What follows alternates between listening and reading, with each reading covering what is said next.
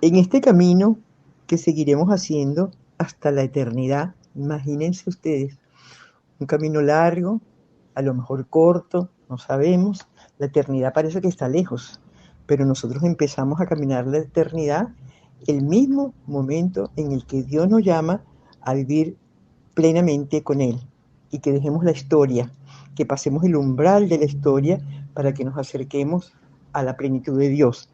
Bueno, en todo este tiempo, en todo este camino, iremos reflexionando sobre cómo vivieron los miembros de la familia de Nazaret, porque son un modelo para nosotros y nos ayuda mucho a pensar en cómo era ese servicio y ese cuidado de Jesús, María y José, porque es el servicio y el cuidado que nosotros tenemos que aprender cada vez más para poder vivir mejor, para poder ser más fraternos, para poder ser más humanos, para poder estar mejor preparados para recibir la gracia de Dios, para poder transformar el mundo desde dentro, para poder amar al mundo apasionadamente, para poder darnos a todos, convivir con todos, perdonar a todos, amar a todos, soñar con todos. Es decir, la grandeza de nuestra vida cristiana que nosotros hacemos caminando y caminando uno y otro día tras los pasos del Señor. Nosotros podemos pararnos un poco a ver ese espíritu que se vivía en la casa de Nazaret. Nosotros nos preguntamos, ¿y qué le gusta a Jesús? Y María cuidaba de su hijo como hombre que era. Y una cosa es imaginarse que a Jesús le supiera celestial todo lo que preparaba su madre, que tendría muy buena mano para la cocina. Bueno, igual San José también podría meter la mano en la cocina, pero como estaba en la carpintería, pues más estaría en la cocina María, que tendría, diríamos, esa solicitud muy grande por José y por Jesús. Y Jesús comía y tendría buen apetito, y José probablemente también tenía apetito. Cuando ambos terminaran de trabajar a mediodía, estarían hambrientos. Si venían de fuera, al entrar en casa, se acercarían instintivamente al fogón en el que estaba ella ultimando la comida y a lo mejor les dejaba allí alguna, como una cierta tentación de la cual a lo mejor quizás, eso lo comenté en otro momento, pues seguramente San José resistía la tentación para esperar la hora de la comida, pero Jesús no, porque sabía que a María le hacía ilusión que él se comiera aquella cosita que ella había puesto por ahí como a la mano para calmar un poquito el hambre de toda la mañana. Bueno, esto no son caprichos, simplemente es cariño.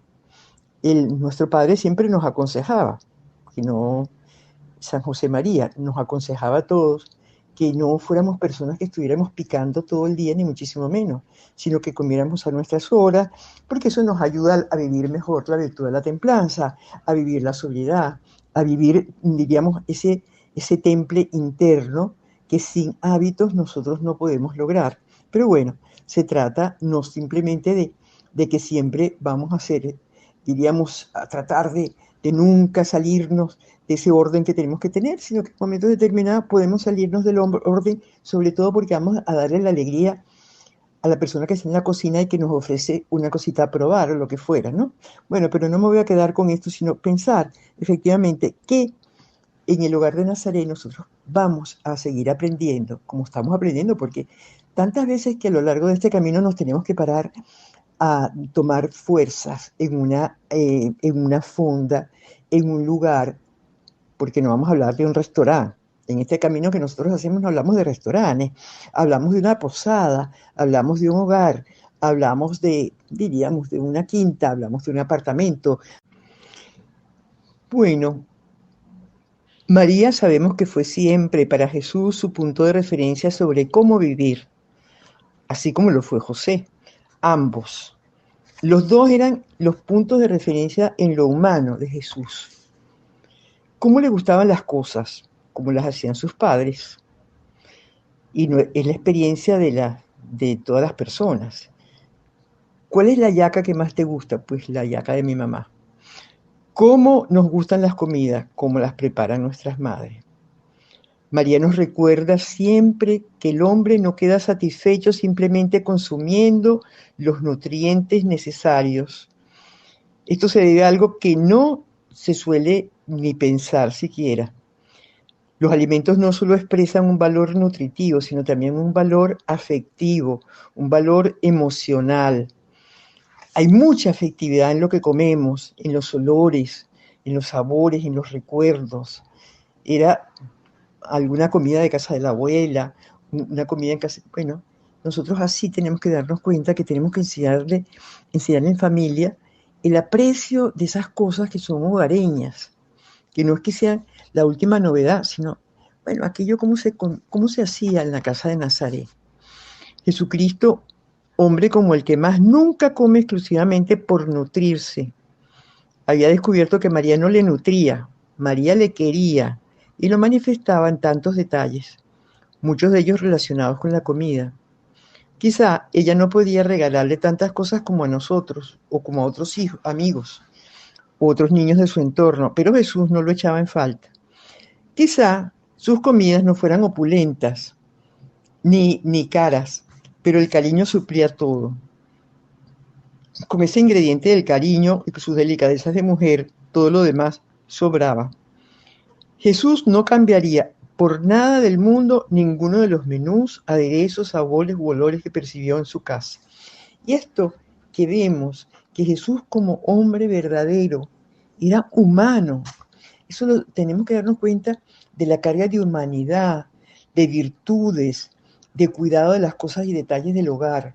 En el hogar sabemos, porque lo hemos aprendido, que es el apostolado de los apostolados, que lo que se haga en familia es lo que va fortaleciendo, porque es lo que hace que un niño crezca bien, que un adolescente vaya compensando los estirones de su crecimiento y no se perturbe, y luego que le vaya dando ese clima de seguridad, ese clima de pertenencia, ese clima de familiaridad, ese clima de tantas cosas que cría la familia. Y eso en el hogar de Nazaret nosotros lo vamos a ver, y en este año de Jesús, María y José, nosotros vamos, con Jesús, María y José, nosotros vamos a profundizar en lo que es la familia, esta familia que la tenemos rota.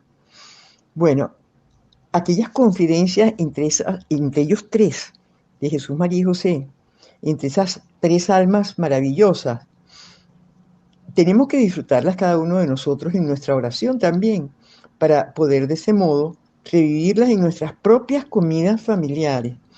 Y así termina el autor de Antonio Slaget de la Mesa con Dios, diciendo que San José hace una oración como cabeza de familia, para dar gracias. Y es que nosotros en familia es algo que tenemos que aprender a dar gracias. A dar gracias desde que nos levantamos hasta que anochecemos, a dar gracias por todo, porque el querer de Dios está para que demos gracias. Tenemos una familia, tenemos unos padres, pero a veces tenemos contrariedades y tenemos dolores, pero no importa. Ese es el camino de la vida, las luces y las sombras de la existencia. Esos son los contrastes maravillosos de nuestro vivir. Bueno, que pensemos que en estos meses que vienen estos 7 domingos de San José, que los haremos según la tradición de cada una, siguiendo a Fernández Carvajal, siguiendo el libro de meditaciones, siguiendo cualquier texto, cualquier novena, es decir, los 7 dolores y gozos de San José.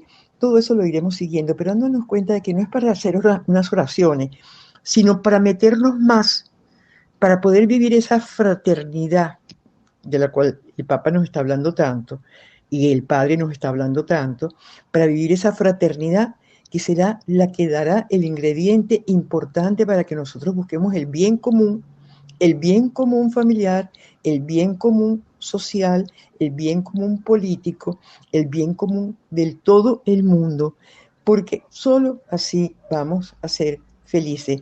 Y como se ve que ha caído la noche y tenemos que correr, entonces vamos a dejarlo aquí y seguimos conversando en otro rato del camino.